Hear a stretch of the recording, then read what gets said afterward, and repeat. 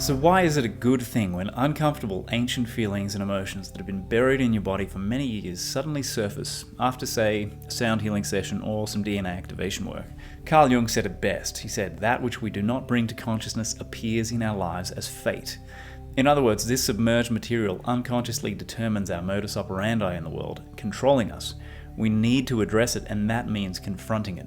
While doing this shadow work is anything but glamorous, it is essential in reclaiming ourselves, our psyches, and our lives, and becoming masters of them. The unresolved trauma responses and conditionings hidden in the subconscious and the body steer our lives from chthonic depths, sometimes so much so that it appears we are cursed or doomed to repeat the same self-defeating and mysterious cycles or relationships endlessly. But we need not accept this. The solution is in bringing the darkness and ugliness and all we've rejected in ourselves into the solar light of consciousness for integration, so it no longer dwells in the subconscious lunar realm, insidiously controlling us. When fragmented parts of us are reintegrated, they can no longer control us, and spontaneous physiological healings often accompany these integrations. That's been one of the things that's shown up for years now while I've been doing this sound healing DNA activation work. People sometimes report sudden upwellings of difficult psychological content, and my response goes something like this: lean into it. This is your system trying to heal some very old wounds. Don't try to suppress it. This is an opportunity to integrate that which you once buried and dissociated from.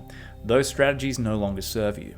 On the other side of our inner darkness awaits our light. They are the two necessary polarities of our existence in duality. As Jung said, one does not become enlightened by imagining figures of light, but by making the darkness conscious.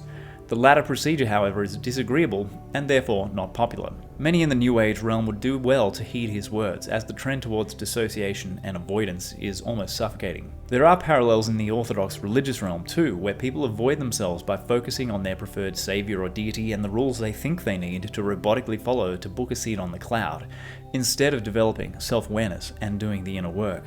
The journey of ascension is really that of inscension, into the depths of ourselves. That's where the vastness and beauty of who we really are lay in wait for us. We may have to slay or cuddle a few dragons along the way, but to me, that is far preferable to living a weak, meek existence of avoidance while living on the surface of myself.